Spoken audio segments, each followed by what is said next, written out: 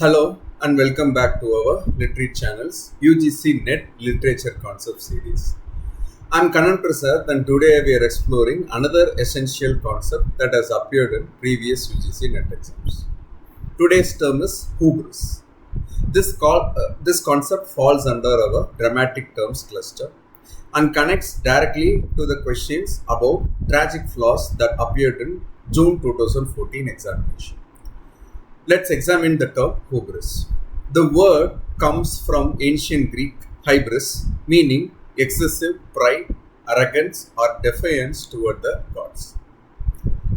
Hubris has been a central concept in drama and narrative since ancient Greek tragedy of the 5th century BC.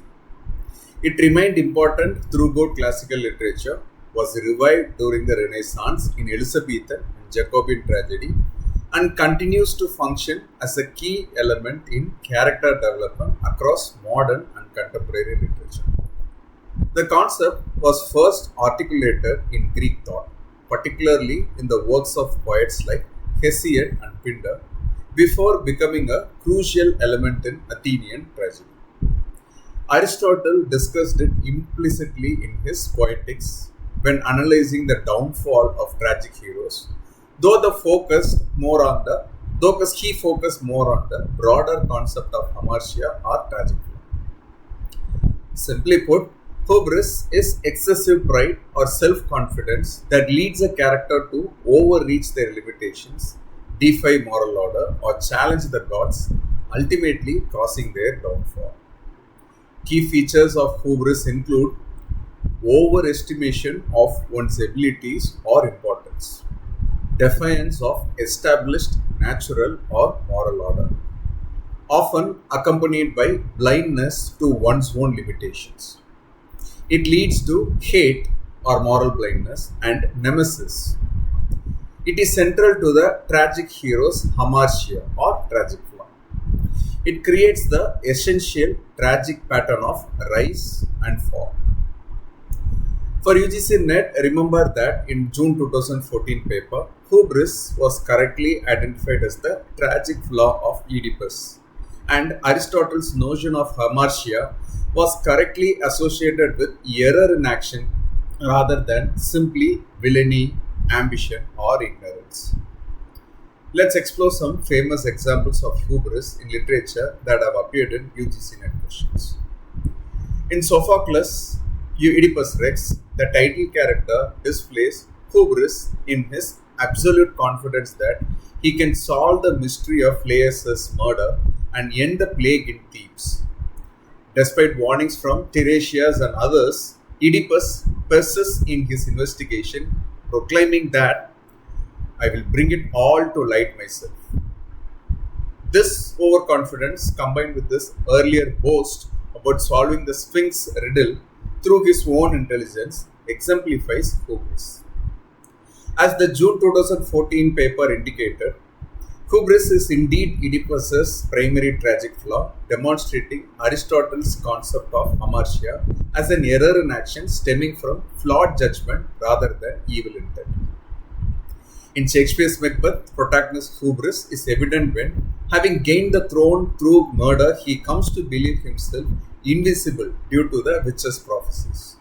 His statement, I bear a charmed life, which must not yield to one of woman born, reveals his hubristic certainty in his own imperviousness, leading directly to his downfall when confronted by Macbeth. Milton's Paradise Lost presents Satan's rebellion against God as the ultimate act of hubris, captured in his famous declaration, better to reign in hell than serve in heaven. This exemplifies how hubris often involves challenging divine authority or natural order. In modern literature, J. Gatsby in Fitzgerald's The Great Gatsby exhibits hubris in his belief that he can recreate the past and win back Daisy through wealth and will alone.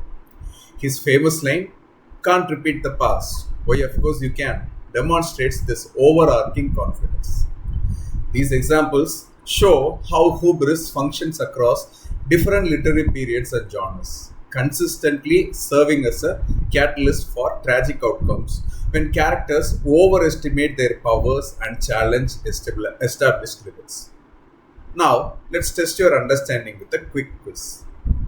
Which statement about hubris is correct? Option A. Hubris involves recognizing one's limitations and accepting one's proper place in the natural order. Option B. Hubris involves excessive self-confidence and a refusal to acknowledge the natural or divine limitations. Take a moment to think about it. You can pause the video if you wish. And the answer is B. Hubris specifically refers to the excessive pride or self-confidence that leads characters to defy limitations, whether natural, moral, or divine.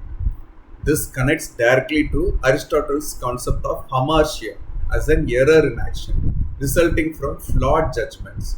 The character believes they can transcend boundaries that should not be crossed. Remember, hubris is excessive pride leading to the downfall of a tragic hero, exemplified in characters like Oedipus and Macbeth.